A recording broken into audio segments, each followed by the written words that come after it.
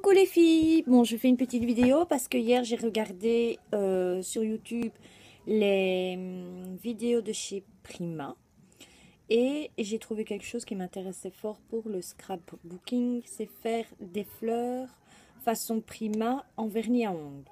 Alors pourquoi je fais la vidéo alors que la vidéo existe déjà? Tout simplement parce que j'y ai apporté ma petite touche personnelle.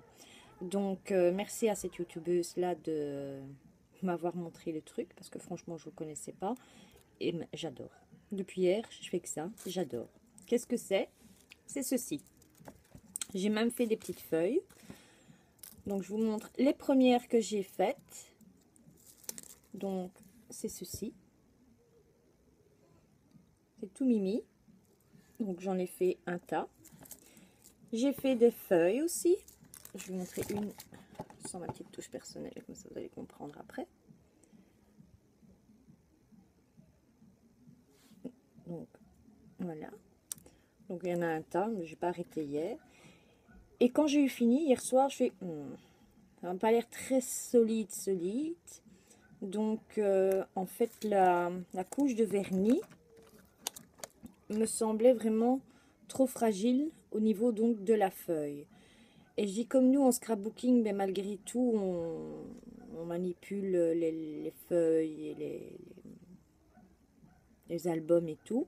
Je me suis dit dans le temps ça risquerait de s'abîmer. Donc qu'est-ce que je pourrais y faire? J'ai rajouté dans un premier temps une couche de vernis transparent, mais ça me semblait toujours aussi fragile.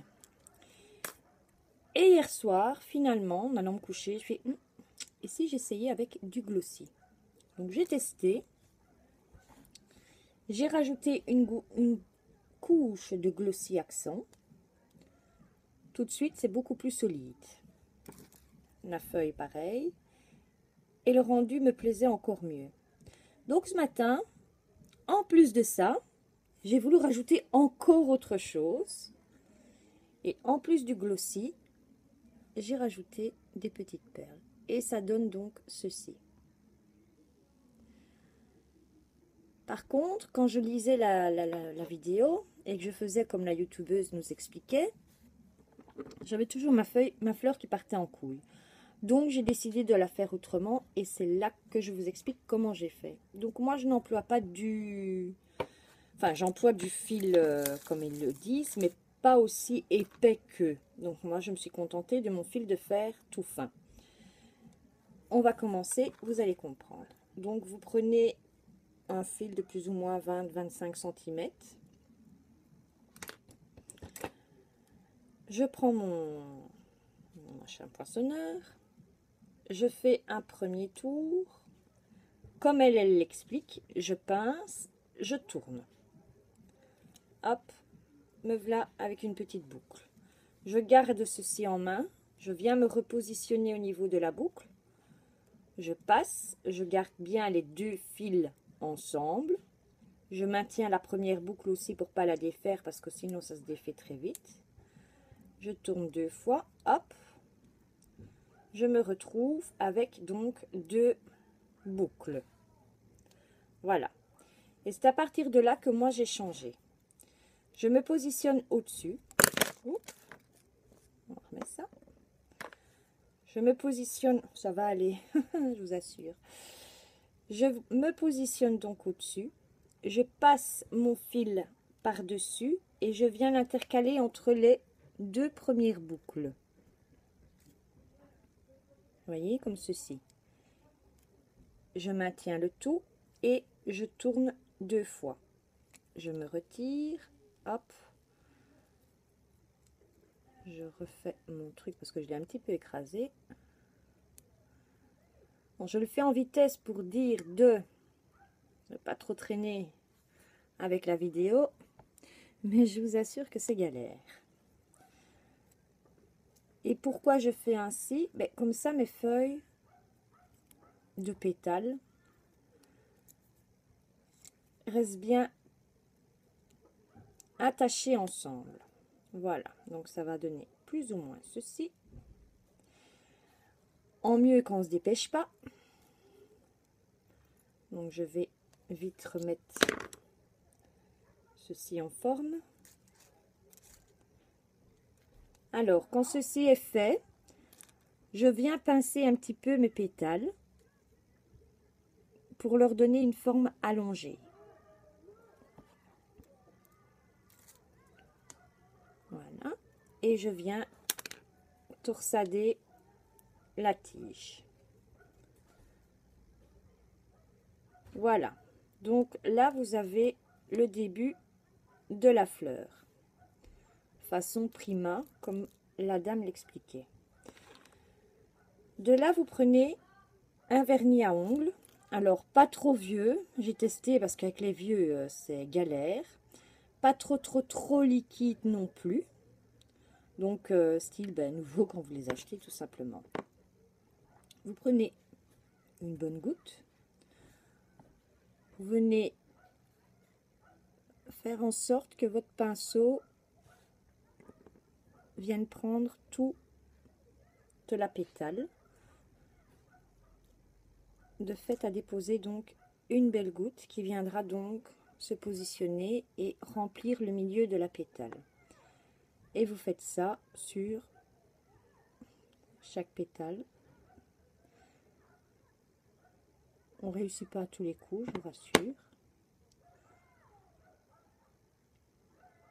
La preuve. Hop, voilà. Hop.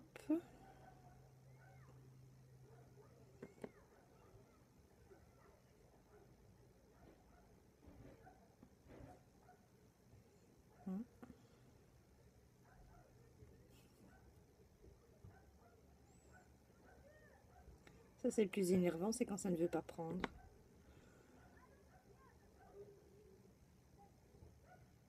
Voilà. Quand c'est fait, vous laissez glisser un petit peu. Parce que moi, ici, j'ai pris un nacré. Et ça va faire ceci tout en transparence. Et la goutte va sécher. Voilà. Ça, c'est la base. C'est fait. Vous mettez, moi j'ai mis dans un petit pot à yaourt pour que ça sèche. Quand ceci est fini, donc vous vous retrouvez avec ceci. Et là, moi je prends on attache comme ça une pince. Au départ, je leur avais donné une forme. Donc ici, pour la prochaine étape, on va essayer qu'il soit le plus à plat possible. Ah oui, pour le séchage vernis, il faut 1 heure. Je viens mettre ma fleur bien à plat sur ma pince.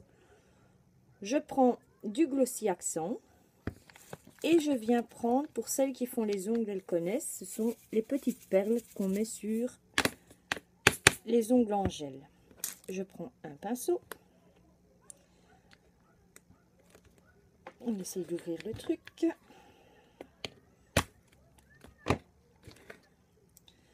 Je viens remplir chaque pétale de Glossy Accent. Donc ça, il n'y a pas de secret. Vous savez comment ça fonctionne. La même chose que les capsules. Vous faites en sorte qu'il n'y ait pas de bulles, que tout soit bien étalé dans chaque pétale. L'avantage, c'est qu'il n'en faut pas beaucoup. De toute façon, le Glossy Accent, vous savez, on croit que c'est cher à l'achat. Et tout compte fait, on va très longtemps avec.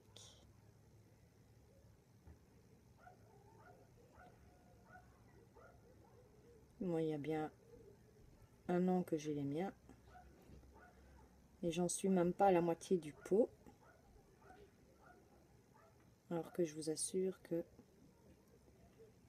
je l'utilise pour énormément de choses, notamment mes fameuses capsules. Pour celles qui me suivent, elles le savent bien. Je crois que c'est ce que j'avais à dire. On comble. Oui, j'ai la manie de toujours tout mettre en bouche. Voilà. Et puis je viens prendre des petites perles. Donc je vous montre comment j'ai mis le glossy. Voilà.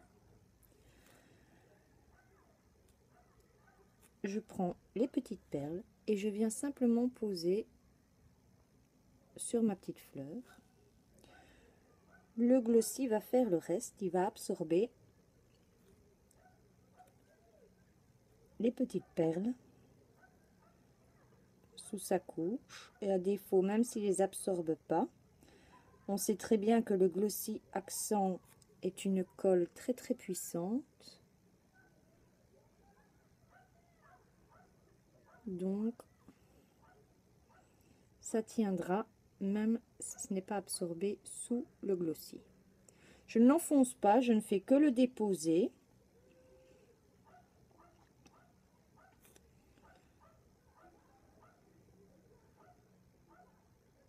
Comme je vous dis, le glossy fera le reste.